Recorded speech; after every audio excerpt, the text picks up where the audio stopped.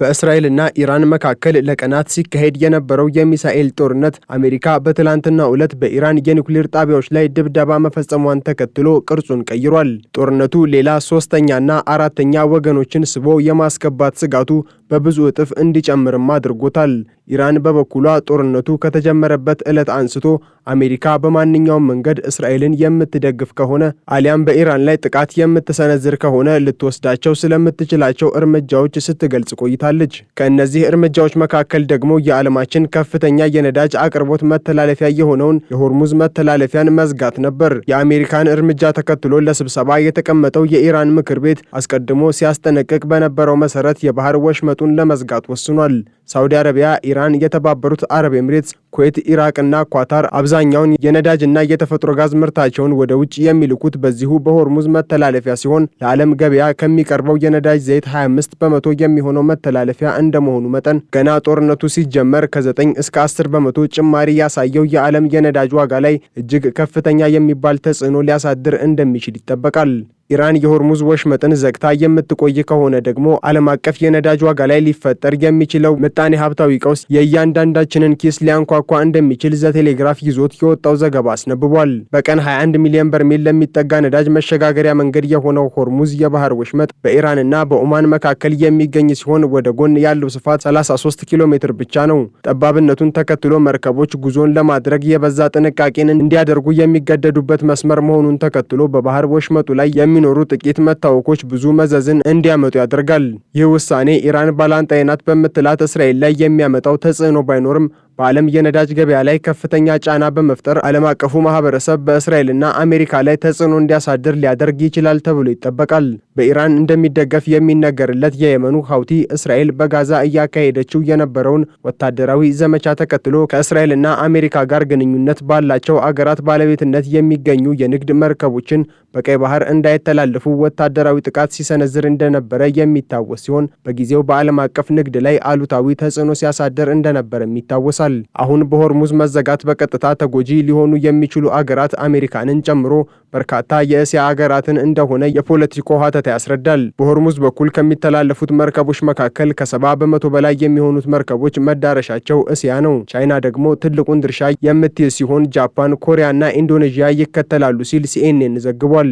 ለዚህም ሳይሆን አይቀርም አሜሪካ በኢራን ላይ የፈጸመችውን ጥቃት ተከትሎ ኢራን በሆርሙዝ ሰርጥ አካባቢ ያለውን የመርከብ እንቅስቃሴን ኢራን ለማወክ የምትሞክር ከሆነ እሱ ለኢራን መጥፊያዋ ይሆናል ሲሉ የአሜሪካው ምክትል ፕሬዝዳንት ጄዲ ቫንስ ተናግረው የነበረ ቢሆንም ዛሬ ደግሞ በውጭ ጉዳይ ሚኒስትር ማርኮ ሮቢዮ በኩል ኢራን የሆርሙዝ ሰርጥን እንዳትዘጋ ቻይና እንድታማልዳቸው ጥሪ አቅርበዋል። አሜሪካ በኢራን ላይ የፈጸመቻቸውን ጥቃቶች ተከትሎ በኢራንና በኦማን መካከል የሚገኘውን የሆርሙዝ ሰርጥ እንዲዘጋ የአገሪቱ ፓርላማ መወሰኑን ይፋ ማድረጉን ተከትሎ የቻይና መንግስት በዚህ ጉዳይ ላይ ተጽዕኖ እንዲያደርግ አበረታታለሁ ሲሉ ማርኮ ሮቢዮ ተናግረዋል። ምክንያቱም ደግሞ እነርሱም ቢሆን ነዳጅ ለማግኘት በሆርሙዝ ሰርጥ ላይ በእጅጉ ጥገኛ በመሆናቸው እንደሆነ ሮቢዮ ለፎክስ ኒውስ ተናግረዋል። ሮቢዮ ለኢራን ባስተላለፉት መልእክት ይህንን ካደረጉ ሌላ አስከፊ ስህተት ነው ያሉ ሲሆን የሆርሙዝ መዘጋት ለእነሱም ቢሆን ኢኮኖሚያዊ ራስን ማጥፋት ነው የሚል አስተያየት ሰጥተዋል።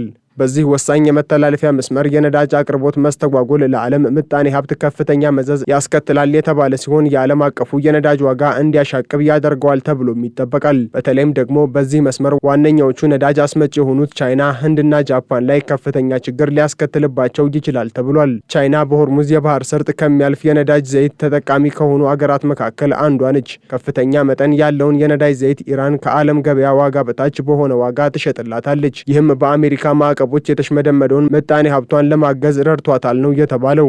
የቻይናው የውጭ ጉዳይ ሚኒስቴር ቃል አቀባይ በዛሬው ዕለት በሰጡት መግለጫም ቻይና ኢራንን ከሌላኛው ወገን ሲሉ ከጠሯቸው ከአሜሪካና እስራኤል ጋር ንግግር እንዲጀምሩ ለማድረግ እንደምትሰራ የገለጹ ሲሆን ዓለም አቀፉ ማህበረሰብም ቢሆን በእስራኤልና ኢራን መካከል የተፈጠረው ግጭት ሰላማዊ መፍትሄ እንዲያገኝ ለማድረግ አንድ እርምጃ ሊራመዱ እንደሚገባ አሳስበዋል። ኢራን የሆርሙዝ ወሽመጥን ለመዝጋት መወሰኗን ተከትሎም በዓለም ንግድ ስርዓት ላይ ሊፈጠር የሚችለው ቀውስ ከፍተኛ ከፍተኛ እንደሆነም አሳስበዋል። የኢራን የቀደሙ እንቅስቃሴዎች ሆርሙዝ የባህር ሰርጥን ልትዘጋ ትችላለች የሚለው ስጋት በሆርሙዝ የባህር ወሽመጥ ነዳጃቸውን ለዓለም ገበያ የሚያቀርቡ የመካከለኛው ምስራቅ ሀገራትን ቀደም ብለው አማራጭ የጉዞ መንገዶችን እንዲያማትሩ ሲያደርጋቸው ቆይቷል። ከእነዚህ አገራት መካከል ለእስራኤል ትወግናለች በሚል በኢራናውያን በኩል የምትታማው ሳውዲ አረቢያ በግንባር ቀደምነት ትጠቀሳለች። ሳውዲ አረቢያ በቀደመ ዝግጅቷ እስከ 5 ሚሊዮን በርሜል ድፍድፍ ነዳጅ ዘይት ማጓጓዝ የሚያስችል 1200 ኪሎ ሜትር ርዝመት ያለው የነዳጅ ማስተላለፊያ የቧንቧ መስመር ዘርግታለች። በ2019 ደግሞ ሳውዲ አረቢያ ድፍድፍ ነዳጅ ዘይትን ለማስተላለፍ እንድትችል የተፈጥሮ ጋዝ መስመሯን ለጊዜው መልሳ ጥቅም ላይ አውላው ነበር። ሌላኛዋ የተባበሩት አረብ ኤምሬትስም እንዲሁ በቀን 1.5 ሚሊዮን በርሜል የሚይዝ የነዳጅ ማከማቻ በኦማን ባህረ ሰላጤ ከሚገኘው ፋጃይራህ ወደብ ጋር አገናኝታለች። ኢራንም እንዲሁ ድፍድፍ ዘይትን ወደ ኦማን ባህረ ሰላጤ ለማሸጋገር የሚያስችለውን የጎሬ ጃስክ የነዳጅ መስመር በሐምሌ 2021 መርቃ ወደ ስራ ማስገባቷም የሚታወስ ነው። ይሁን እንጂ ይህ የነዳጅ ማመላለሻ ቱቦ በአሁኑ ጊዜ በቀን ወደ 350 ሺህ በርሜል ማመላለስ የሚያስችለው አቅም ቢኖረውም እስካሁን ጥቅም ላይ አላዋለችውም። አገራቱ በተናጠልና በጋራ እየፈጠሯቸው ያሉ የነዳጅ ማስተላለፊያ መስመሮች በቀን ወደ 3.5 ሚሊዮን በርሜል ዘይት በአንድነት ማስተናገድ የሚያስችል ቢሆንም ይሄ በሆርሙዝ የባህር ወሽመጥ ላይ ከሚጓጓዘው ድፍድፍ የነዳጅ ዘይት 15 በመቶ እንደሆነ የቢቢሲ ዘገባ ያስረዳል። የአሜሪካ ኮንግረስ የምርምር አገልግሎት ባደረገው ጥናት መሰረት ኢራን ሰርጡን ለመዝጋት አዝጋሚ አካሄድን ልትከተል እንደምትችል ያስረዳል። ይህም ማለት በሆርሙዝ የባህር ወሽመጥ የሚደረጉ እንቅስቃሴዎችን በማገድ እንዲሁም በሰርጡ የሚያቋርጡ መርከቦች ሊፈተሹ ወይም ሊያዙ እንደሚችሉ ማስጠንቀቅ አንደኛው ሲሆን፣ ሌላኛው ደግሞ በመርከቦቹ ላይ የማስጠንቀቂያ ጥይቶችን መተኮስና የተወሰኑ መርከቦችን በወታደራዊ ኃይል ኢላማ ማድረግ ሊሆን እንደሚችል ተገልጿል። ኢራን ከዚህ ቀደም ከኢራቅ ጋር ጦርነቶችን ባካሄደችባቸው ጊዜያት በባህር ሰርጡና በፋርስ ባህረ ሰላጤ ውስጥ የባህር ውስጥ ፈንጂዎችን ታጠምድ እንደነበረ የሚያስታውሰው ሪፖርቱ የንግድና ወታደራዊ መርከቦችን ኢላማ ለማድረግ ሰርጓጅ መርከቦችንና ሚሳኤሎችን በመጠቀም የማጥቃት እርምጃዎችን አሁን ላይም ተግባራዊ ልታደርጋቸው የምትችላቸው ወታደራዊ መላዎች ሊሆኑ እንደሚችሉ ጠቁሟል። ኢራን ከዚህ ቀደም እንዳሁኑ ሁሉ የሆርሙዝ ባህር ሰርጥን ሙሉ በሙሉ ለመዝጋት ሞክራ የነበረ ቢሆንም ሳይሳካላት ቀርቷል።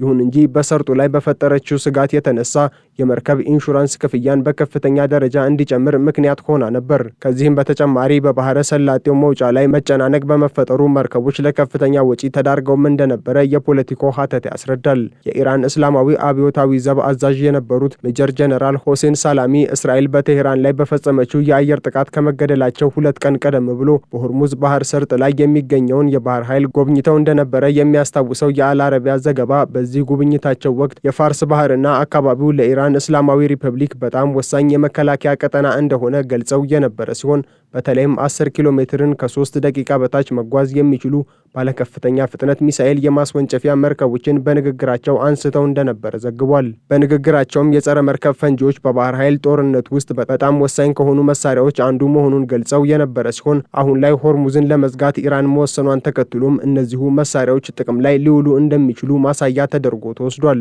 በየወሩ ወደ 3000 የሚጠጉ መርከቦችን ለማስቆም ኢራን ትጠቀማቸዋለች ተብለው ከሚታሰቡት መንገዶች አንዱ ፈጣን ጥቃት የሚያደርሱ ጀልባዎችንና የባህር ሰርጓጅ መርከቦችን በመጠቀም ፈንጂዎችን ማጥመድ እንደሆነ የዘርፉ ተንታኞች ይተነብያሉ።